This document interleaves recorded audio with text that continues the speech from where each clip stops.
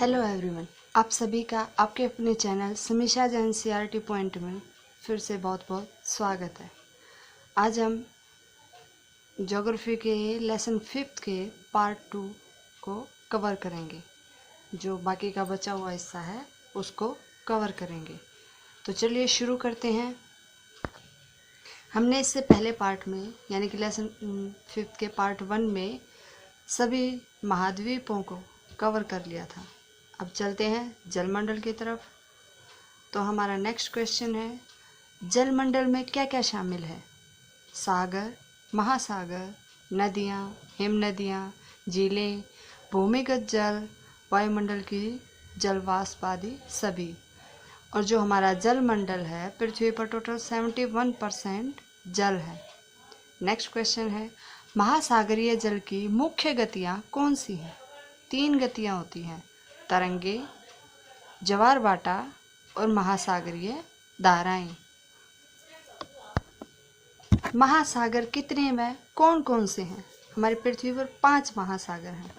First है प्रशांत महासागर, फिर अटलांटिक महासागर, हिंद महासागर, दक्षिणी महासागर और लास्ट है आर्कटिक महासागर। तो चलिए हम इसमें सीरियल वाइज सभी महासागरों के मेन पॉइंट्स जो भी बुक में गिवन है उनको देखते हैं। प्रशांत महासागर सबसे बड़ा महासागर है। ये 5 महासागरों में ये पूरी पृथ्वी का 1/3 पार्ट है, 1/3 हिस्सा। मेरियाना गर्त जो कि पृथ्वी का सबसे गहरा भाग है वो इसी महासागर में स्थित है। इसका आकार है वृत्ताकार। ये वृत्ताकार रूप में पृथ्वी पर स्थित है। एशिया, ऑस्ट्रेलिया, उत्तर व दक्षिण अमेरिका के बीच में स्थित है। चलिए चित्र की सहायता से इस कंसेप्ट को क्लियर करते हैं। यह है हमारा प्रशांत महासागर। पृथ्वी गोल है। इस पॉइंट को मिला दें तो इधर ये इतना हिस्सा और ये इधर आधा हिस्सा ये वृत्ताकार बन जाता है। और देखिए इधर ऑस्ट्रेलिया, एशिया, उत्तर अमेरिका और दक्षिण अमेरिका, ये चारों महाद्वीप इसके चारों तरफ यानी कि ये प्रशांत महासागर इसके बीच में है। और देखिए कितना बड़ा है, इधर भी कितना हिस्सा है इसका और इधर भी कितना हिस्सा, यानी कि ज़्यादातर हिस्सा प्रशांत महासागर का ही है। इसीलिए ये पूरी पृथ्वी का 1/3 पार्ट है जो कि सबसे बड़ा महासागर है। नेक्स्ट है अटलांटिक महासागर, विश्व का दूसरा बड़ा महासागर है। इसकी शेप है एस आकार की, यानी कि ये एस आकार में स्थित है। इसकी जो दंतुरी तट रेखा है यानी कि दांत से वो बहुत सारे कट हैं उसमें, जिसका कि बेनिफिट है प्राकृतिक पोताश्रम एवं पतनों के लिए आदर्श स्थिति। यानी कि अगर सीधी तट रेखा होगी तो वहाँ पर पोताश्रय और पत्तनों को बनाने के लिए कठिनाई होगी, जबकि दंतुरित तट रेखा होने की वजह से ये उनके लिए बहुत अच्छी स्थिति है। ये सबसे व्यस्त महासागर है व्यापार के लिए। यहाँ पर व्यापार सबसे ज़्यादा होता है इस रास्ते से, अटलांटिक महासागर के रास्ते से। इसके पश्चिमी किनारे पर उत्तर व दक्षिणी अमेरिका है। पूर्वी किनारे पर यूरोप व अफ्रीका महाद्वीप स्थित हैं। अब देखिए चित्र में, ये हमारा अटलांटिक महासागर का हिस्सा है। इधर पूर्व में अफ्रीका है, यूरोप है, इधर उत्तर अमेरिका और दक्षिण अमेरिका है। जो ये चारों महाद्वीप हैं, जब भी कोई भी व्यापार होगा तो यही सबसे व्यस्तम मार्ग है। यही इसी रास्ते से सबसे ज़्यादा व्यापार होता है। और देखिए ये दंतुरी तट रेखा यानी जगह जगह जो है इसके महाद्वीपों के हिस्से बने हुए हैं, जिससे कि ये निकले हुए हैं पतन बनाने के लिए बहुत ही अच्छी स्थिति है।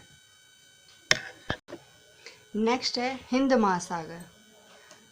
यह देश के नाम पर महासागर बना हुआ है जो कि भारत के नाम पर है।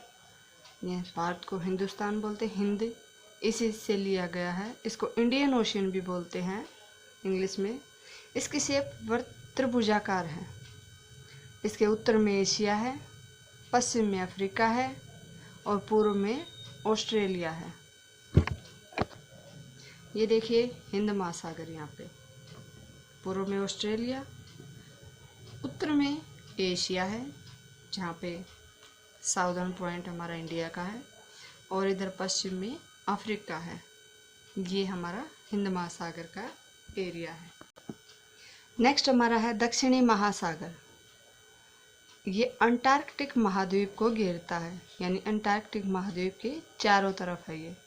इसीलिए इस दक्षिणी महासागर को अंटार्कटिक महासागर भी कहा जाता है। ये अंटार्कटिक महाद्वीप से 60 डिग्री दक्षिणी अक्षांश तक फैला हुआ है। ये देखिए, ये सफ़ेद जो भी हिस्सा है ये अंटार्कटिका महाद्वीप है, और यहाँ पर आप देख रहे हैं 60 डिग्री है, तो इधर भी मैंने थोड़ा सा निशान लगा दिया है इसके इक्वल, यहाँ 60 डिग्री। तो जो ये वाइट से 60 डिग्री तक अलग से जो ये ब्लू एरिया है, ये सब अंटार्कटिका महासागर का हिस्सा, और ये चारों तरफ है, तो ये अंटार्कटिका महाद्वीप को घेरता है। नेक्स्ट है आर्कटिक महासागर। उत्तर ध्रुव को चारों तरफ से घेरता है। प्रशांत महासागर से छिछले जल वाले एक संकरे भाग से जुड़ाव है। ये यानी कि प्रशांत महासागर से जुड़ा हुआ है एक संकरे भाग से। उस भाग को बेरिंग जल संधि कहते हैं। उत्तर अमेरिका के उत्तरी तटों तथा यूरेशिया से घिरा हुआ है। ये देखिए आर्कटिक महासागर है, ये उत्तर ध्रुव को घेरता है, और ये कहीं कहीं देखो थोड़ा थोड़ा स्पेस बचा हुआ दिखाई दे रहा है, इधर से आते हैं। ये महासागर है, ये है वो संकरा भाग जहाँ से आर्कटिक महासागर और प्रशांत महासागर जुड़े हुए हैं, जिसे कि बेरिंग जल संधि कहते हैं। इधर ये यूरेशिया है, जो भी भाग यानी कि यहाँ से ये यूरेशिया से घिरा हुआ है, और उधर उत्तरी तटों से घिरा हुआ है। ये आर्कटिक महासागर इसको टच करता है। हमारा नेक्स्ट क्वेश्चन है वायुमंडल क्या है? पृथ्वी चारों तरफ से जिन गैसीय परतों से ढकी हुई है वही परतें वायुमंडल हैं, यानी सभी परतों को मिलाकर वायुमंडल बोला गया है। नेक्स्ट क्वेश्चन है वायुमंडल किससे बचाता है? सूर्य की हानिकारक किरणों से, यानी जैसे कि यूवी रेज हो गई, अल्ट्रावायलेट, जो कि स्पेशली ओजोन परत हमें उससे बचाती है। नेक्स्ट क्वेश्चन है वायुमंडल कितनी ऊंचाई तक फैला हुआ है? 1600 किलोमीटर तक। अगर आपको हमारी वीडियो यूज़फुल लगे तो उसे प्लीज़ लाइक शेयर सब्सक्राइब ज़रूर करें, और हमें कमेंट करके बताएं कि आपको ये वीडियो कैसी लगी। तो नेक्स्ट क्वेश्चन है वायुमंडल को कितनी परतों में बांटा गया है? 5 परतों में। शोभ मंडल, समताप मंडल, मध्य मंडल, आयन मंडल, बहिर्मंडल। अभी ये 6th स्टैंडर्ड की बुक है, तो उसके अकॉर्डिंग, बुक के अकॉर्डिंग इतनी इन्फॉर्मेशन दी गई है। जो नेक्स्ट इनके बारे में कंप्लीट इन्फॉर्मेशन वो हम नेक्स्ट लेवल पे करेंगे, यानी कि 7th और 8th की बुक्स में। तो अभी चित्र के थ्रू हम देखते हैं सभी मंडलों को। ये सबसे नीचे जो है, यानी जहाँ हम रहते हैं हमारे आसपास जो है, वो है सबसे पहले शोभ मंडल, फिर उससे ऊपर है समताप मंडल, उसके बाद है मध्य मंडल, उसके बाद है आयन मंडल, और फिर है बहिर्मंडल, जिसके बाहर जाकर सभी रॉकेट्स वगैरह जाते हैं। नेक्स्ट क्वेश्चन है किस आधार पर इन्हें बांटा गया है, यानी वायुमंडल को किस आधार पर बांटा गया है? घटक, तापमान के आधार पर, और कुछ और अन्य आधार हैं जो साइंटिफिकली हैं, उनके आधार पर इनको बांटा गया है। नेक्स्ट क्वेश्चन है कौन सी गैसें मुख्य रूप से वायुमंडल में स्थित हैं? सबसे ज़्यादा मात्रा है नाइट्रोजन की 78%, जो कि प्राणियों की वृद्धि के लिए आवश्यक है। नेक्स्ट है ऑक्सीजन, जो कि 21% है, जो कि सभी के लिए, सांस लेने के लिए, जीवित रहने के लिए बहुत ज़रूरी है। उसके बाद 1% बचती हैं, उसमें सभी गैसें आ जाती हैं जैसे कि कार्बन डाइऑक्साइड, ऑर्गन वगैरह। ऑक्सीजन व नाइट्रोजन गैस साफ व शुष्क हवा का 99% भाग है। नेक्स्ट क्वेश्चन है, कार्बन डाइऑक्साइड का मुख्य कार्य क्या है?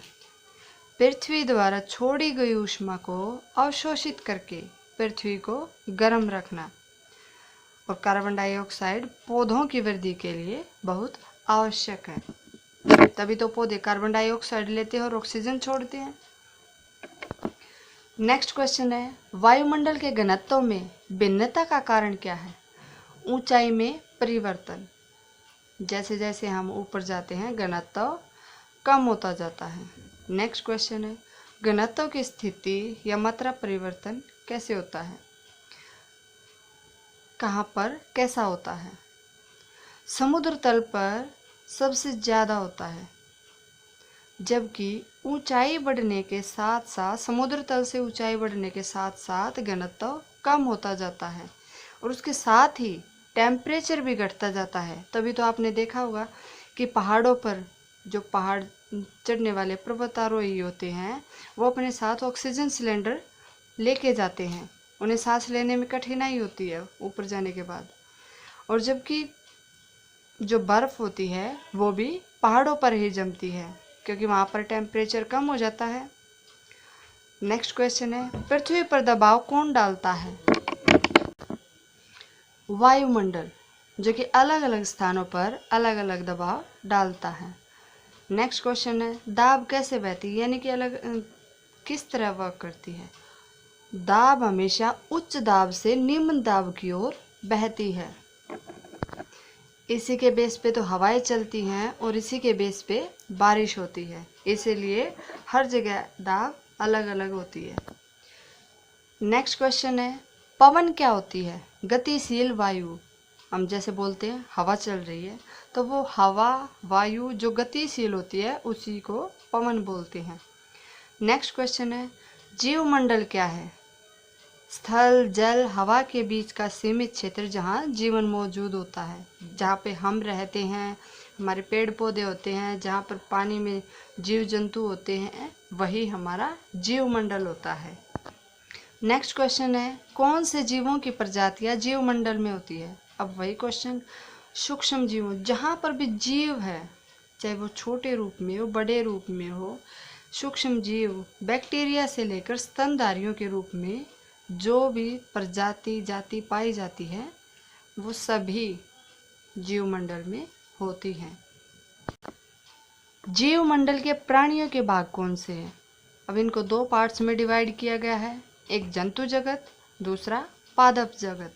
जंतु जगत जो जीव जंतु होते हैं, मनुष्य होते हैं वो वाले, और पादप जगत में पेड़ पौधे होते हैं।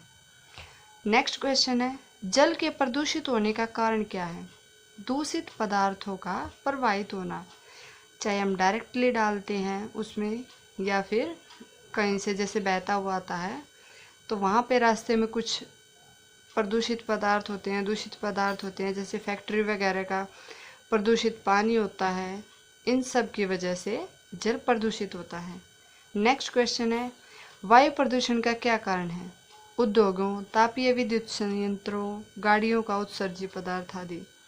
उद्योगों से निकलने वाला धुआं हुआ या फिर जो जहरीली गैसें हुई ये सब, और गाड़ियों का धुआं, ये सब वायु को प्रदूषित करते हैं। नेक्स्ट क्वेश्चन है, भूमंडलीय तापमान वृद्धि का क्या कारण है? यानी कि जो हमारे पृथ्वी का जो तापमान में वृद्धि होती है उसका क्या कारण है? कार्बन डाइऑक्साइड में वृद्धि। अभी जैसे पेड़ पौधे कम हो गए हैं और पॉपुलेशन बढ़ती जा रही है या फिर जो भी उद्योगों में वृद्धि हो रही है तो कार्बन डाइऑक्साइड में वृद्धि हो गई है। एक लिमिट मात्रा में कार्बन डाइऑक्साइड पृथ्वी के लिए हेल्पफुल है, जो कि पृथ्वी को गर्म रखती है। अगर जब वो ज़्यादा हो जाती है तो जैसे अब जो भी बर्फ़ वगैरह हैं वे सब पिघलने लगती हैं, जो कि पृथ्वी के लिए या इंसान के लिए, जीव जंतुओं के मीन्स हर किसी के लिए हानिकारक है, यानी कि उससे बैलेंस खराब हो जाएगा। भूमंडल, वायुमंडल, जलमंडल के बीच प्राकृतिक संतुलन बनाए रखने के लिए पृथ्वी के संसाधनों के सीमित उपयोग की आवश्यकता है। ये सभी चीज़ें पृथ्वी पर जो कुछ भी है एक दूसरे से रिलेट करते हैं। जैसे पेड़ पौधों पे शाकाहारी जीव हैं, उनसे हमें पेड़ पौधों से हमें खाना मिलता है। शाकाहारियों को मांसाहारी खाते हैं। पानी सभी पीते हैं, पानी में पानी के जीव जंतु भी रहते हैं। यानी कि हर किसी का, वायु अच्छी है तो सभी को अच्छी सांस मिल रही है, अगर खराब होगी तो उससे सभी का स्वास्थ्य खराब होगा। यानी कि पृथ्वी पर जो कुछ भी है, प्राकृतिक संसाधन जो भी हमें प्राप्त है, सभी एक दूसरे से कोरिलेट करते हैं। इसलिए हमें उनका अच्छे से उपयोग करना चाहिए और एक लिमिट एरिया में। तो यहाँ पे नीचे हमें कुछ वर्ड्स दिए गए हैं जिनका हमें यहाँ पर बुक में मीनिंग बता रखा है ग्रीक भाषा में। लिथास पत्थर होता है, एटमॉस वाष्प होता है जिससे कि एटमॉस्फेयर बना है, हुडर जल होता है, बायोस जीवन होता है। यानी कि एग्ज़ाम्स में इन सब के मीनिंग पूछ लिए जाते हैं, इसलिए इनको ज़रूर याद रखिएगा। अब यहाँ पे हमें कुछ और पॉइंट्स भी दिए गए हैं पर्वतारोहियों के बारे में। फर्स्ट कौन था, सेकंड कौन था, लेडी कौन थी फर्स्ट।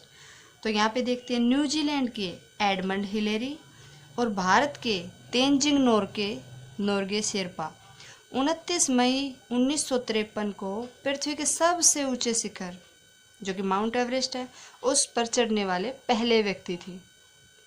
यानी कि पूरे वर्ल्ड में पहले व्यक्ति थे एडमंड हिलेरी जो न्यूजीलैंड से रिलेट करते थे, और तेंजिंग नोर्गे शेरपा जो कि भारत से रिलेट थे। 29 मई 1953 को माउंट एवरेस्ट की चढ़ाई की थी। फिर नेक्स्ट है जापान की जुंगो तोबेई विश्व की पहली महिला थी। वो तो आदमी थे, मैन थे, ये फीमेल थी। जापान की जुंगो तोबेई 16 मई 1975 को एवरेस्ट पर कदम रखा था उसने कब रखा? 16 मई 1975 को, जबकि उन्होंने 29 मई 1953 को। फिर नेक्स्ट है हमारी इंडिया की बछेंद्री पाल जो भारत की पहली महिला जिसने 23 मई 1984 को एवरेस्ट पर अपना कदम रखा था।